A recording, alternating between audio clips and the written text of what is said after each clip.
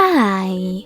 In front of me is VIVO S17 and today I would like to show you how you can operate vibration settings.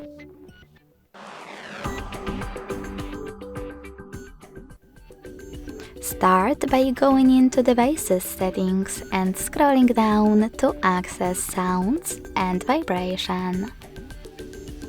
Following that, tap on Vibrate for incoming calls and apply one of the best options for your incoming calls by clicking on the chosen one. Never vibrate, always vibrate, or vibrate first, then ring gradually. When you're done, go back.